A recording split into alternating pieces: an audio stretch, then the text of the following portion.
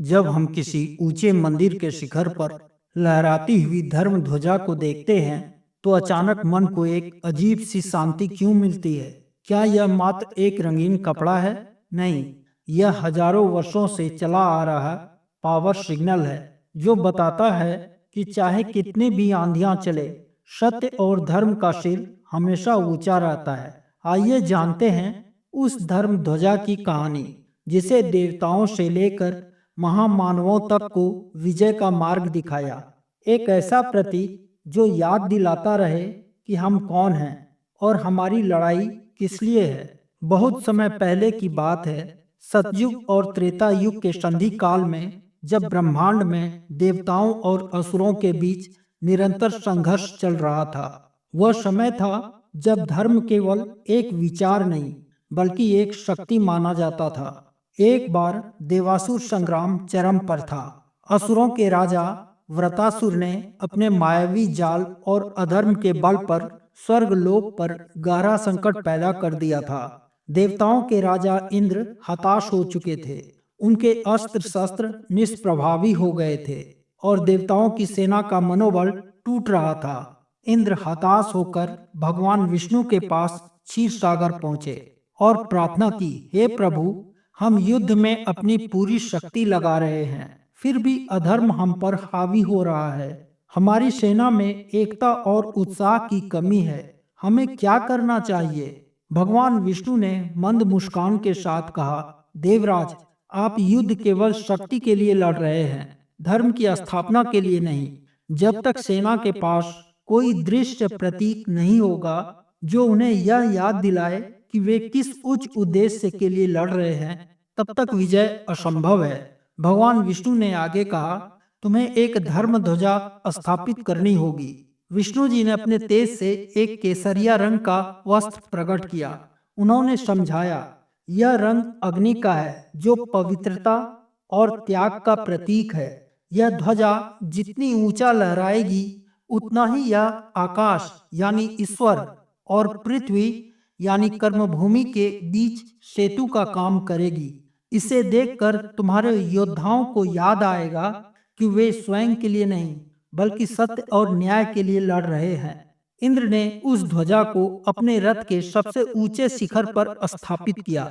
जैसे ही वह ध्वजा युद्ध भूमि में लहराई, देवताओं के भीतर एक अलौकिक ऊर्जा का संचार हुआ।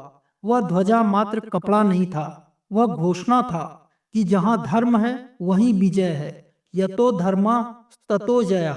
असुर जो केवल अहंकार के लिए लड़ रहे थे, उनके पास ऐसा कोई नैतिक आधार नहीं था। देवताओं ने उस ध्वजा की छाया में संगठित होकर युद्ध किया और वृतासुर का अंत किया। तभी से यह परंपरा शुरू हुई कि किसी भी शुभ कार्य, मंदिर या युद्ध के रथ पर धर्म ध्वजा लगाना अनिवार्य हो गया। यह मानने का चलन शुरू हुआ कि धर्म ध्वजा उस क्षेत्र की रक्षक है और वायु के माध्यम से सकारात्मक ऊर्जा फैलाती है। इस परंपरा का निर्वहन रामायण और महाभारत काल में भी पूरी निष्ठा के साथ किया गया। प्रभु श्री राम सूर्यवंशी थे। अयोध्या के राजमहल से लेकर वनवास के दौरान भी श्री राम ने धर्म मर्यादा का पालन किया। जब लंका पर चढ़ाई करने के लिए वानर सेना तैयार हुई तो उनके पास कोई राशि चिन्ह नहीं थे, लेकिन श्री राम के रथ पर सूर्यवंश का प्रतीक और धर्म ध्वजा लहरा रही थी।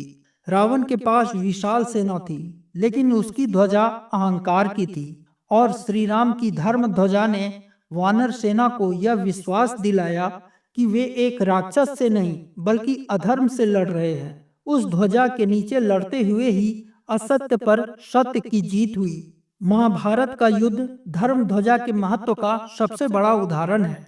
अर्जुन के रथ का नाम नंदी घोष था, लेकिन उसे कपिध्वज कहा गया। अर्जुन के ध्वजा पर स्वयं पवन पुत्र हनुमान विराजमान थे। यह केवल सजावट नहीं थी, हनुमान जी शक्ति और भक्ति के प्रतीक थे। जब तक युद्ध चला, हनुमान जी उस ध्वजा पर सूक्ष्म रूप से बैठकर अर्जुन के रथ की रक्षा करते रहे।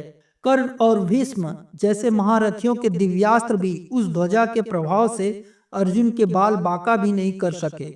युद्ध समाप्त होने के बाद जब श्री कृष्ण ने अर्जुन को रथ से उतरने को कहा, और स्वयं भी उतरे, तब हनुमान जी ध्वजा से अंतर्ध्यान हो गए। उनके जाते ही रथ, जो दिव्य अस्त्रों से पहले ही जल चुका था, भस्म होकर राख हो गया, जो यह बताता है कि वह धर्म ध्वजा की ही शक्ति थी जिसने अर्जुन के प्राणों की रक्षा की। इस प्राचीन कहानी से यह सीख मिलती है कि धर्म ध्वजा केवल एक रंगीन वस्त्र नहीं, यह हमारे संस्कार, संस्कृति और संघर्ष का प्रतीक है।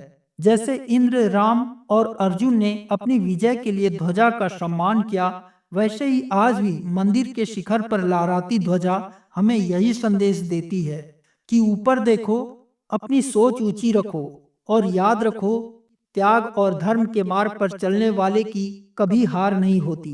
तो बस आज के लिए इतना ही। आपको ये कहानी कैसी लगी कमेंट करें, हम आपके हर एक कमेंट का जवाब देंगे। और वीडियो जरा भी पसंद आई हो तो चैनल को लाइक और सब्सक्राइब कर दें।